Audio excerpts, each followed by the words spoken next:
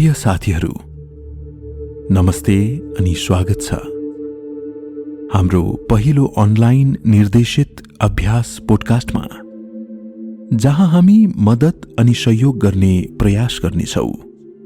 एक अर्काको निर्माण मुस्कान फिर्ता ल्याउन अभियान अन्तर्गत हामीलाई राम्ररी थाहा छ, महामारीको कारण हामी सबैदेखि अलग बसिरहेका छौं। सामाजिक दूरी पालन गर्दै त्रासले घेरिएका छौं, जसले गर्दा हाम्रो आन्तरिक, भावनात्मक अनि जीवनको सबै पाटा प्रभावित भएको छ। हामीले पूर्ण सावधानी पालन गर्दै आफ्नो अनि आफ्नो समाजलाई स्वस्थ राख्नु छ।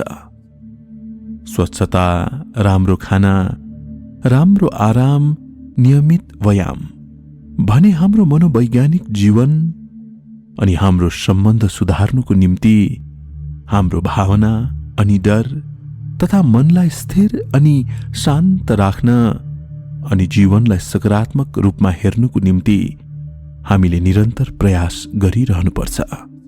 यी प्रयासहरू सफल भएको खण्डमा अनि यस सरल अभ्यासहरू नानीहरू, किशोरहरू, अभिभावकहरू अनि बुजुर्गहरूमाझ प्रचार गरेर उनीहरूलाई सहयोग गर्दै समग्र समाजको कल्याणका निम्ति हामीहरू राजदूतको रूपमा प्रस्तुत भएर सेवा गर्न सक्नेछौं।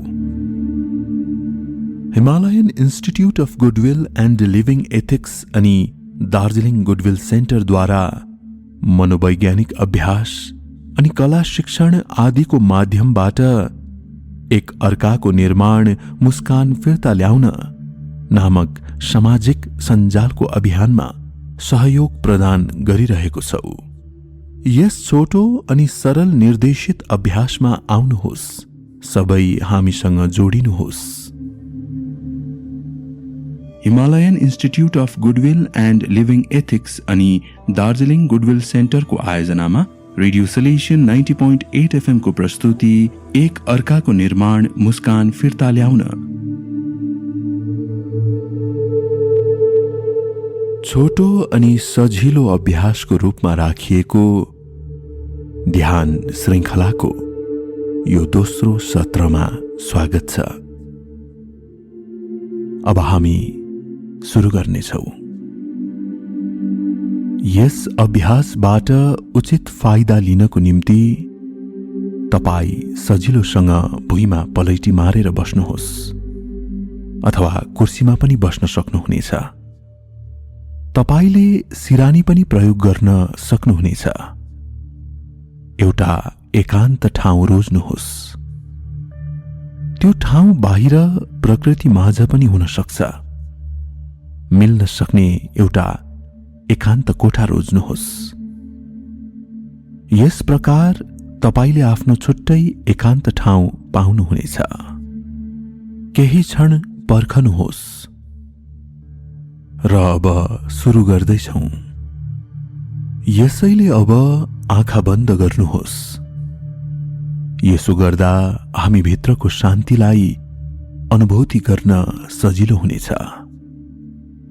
हजुरलाई सजिलो लागे कुनै ठाउँ, कुनै एउटा सुन्दर रुख अथवा फूललाई पनि हेर्न सक्नुहुनेछ।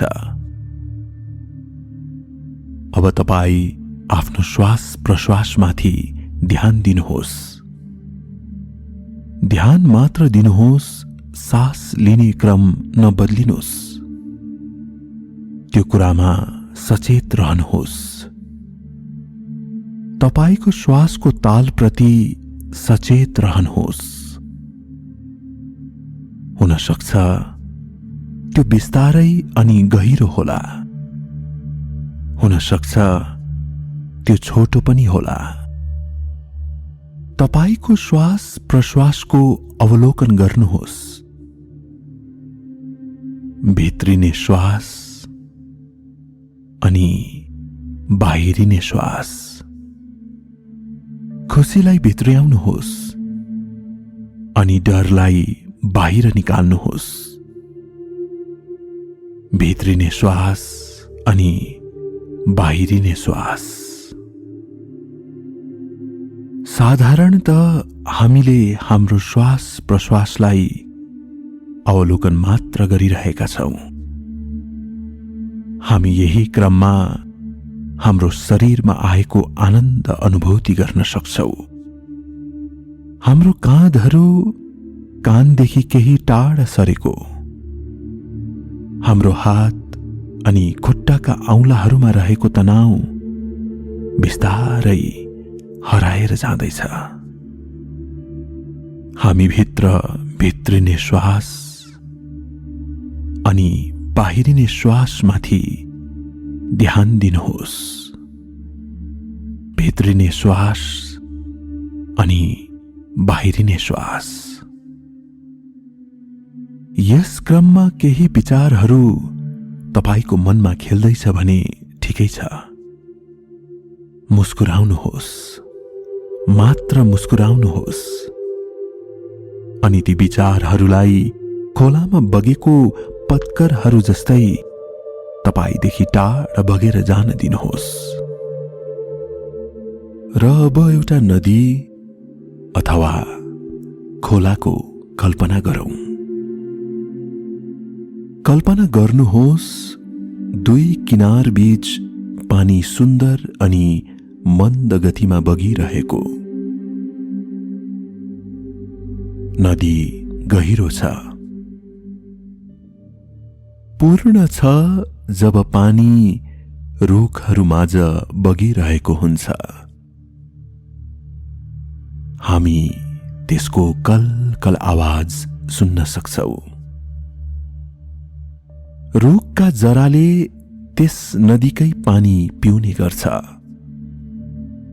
जब हामी नदीलाई हेर्छौं, हामी अनन्त शान्ति अनुभूति गर्न सक्छौं। हामीमा रहेका तनावपूर्ण भावनाहरू बिस्तारै नदीको त्यस पानीमा सचेत भएर पोखाउँ, ताकि नदीको पानीले त्यसलाई आफूसँगै बगाएर लैजाओस्। हामी भित्र भएको दुःख, निराशा, कुनै पनि यस्तो भावना जसले हाम्रो मन भारी बनाएको छ, जान दिनुहोस्, बगाउनुहोस्। हामीले बगाएका ती भावनाहरू पानीमा बग्दै गइरहेको छ। त्यो बहावसँगै हामी भित्र भएको भावनात्मक तनावहरू पनि बगिरहेको छ। हामी भित्र अब शान्ति अनि हलुकापन अनुभव गर्न सक्छौं। बिस्तारै आफ्नो ध्यान फिर्ता ल्याउनुहोस् तपाईको श्वास प्रश्वासमा। शान्तिलाई भित्र्याउनुहोस्, चिन्तालाई निकाल्नुहोस्। हाम्रो मद्दत गर्नु पाएर नदी पनि धेरै खुशी छ। यो गहिरो छ, बलियो छ अनि विशाल छ। अनि यसले हामीले पोखाउन खोजेको जे पनि आफूमा समाउन तयार छ। यसको पानी ताजा छ अनि चम्किलो देखिन्छ। अनि हामीले भोगिरहेको हाम्रो सारा पीडा अनि चिन्ता यसले हटाउँछ। हाम्रो आनन्दको भावनाहरूसँग हामी जोडिन लाग्दैछौं। साथीसँग मुस्कान साझा गरेको, प्रियजनको अंगालो, हाँसोको आवाज, नीलो आकाशमा चम्किलो घाम, बिस्तारै तपाईको श्वास प्रश्वासमाथि फेरि सचेत हुनुहोस्।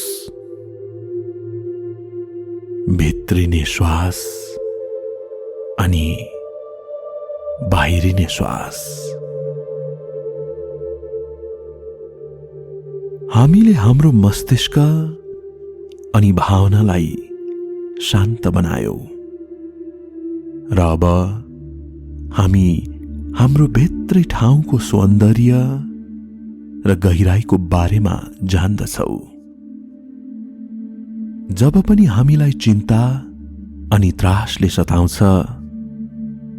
हामीले एकाग्रताका साथ एकचित्त भएर हाम्रो श्वासमाथि ध्यान दिनुपर्छ अनि स्वतः हामी हाम्रो भित्री स्रोतसँग जोडिन पुग्छौ, हाम्रो आनन्द अनि शान्तिको स्रोतसँग।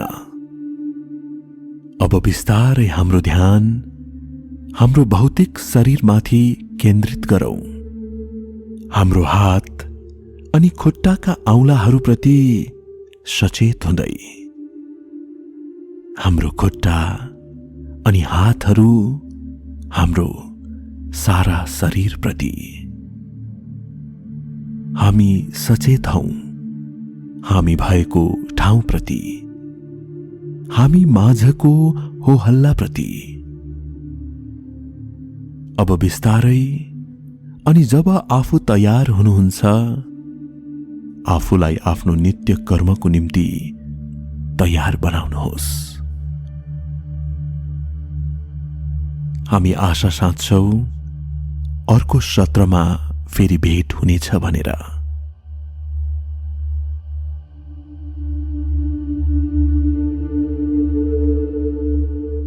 Himalayan institute of goodwill and living ethics अनि दार्जिलिङ गुडविल सेन्टरको आयोजनामा रेडियो सलेसियन 90.8 FM को प्रस्तुति एक अर्काको निर्माण मुस्कान फिर्ता ल्याउन।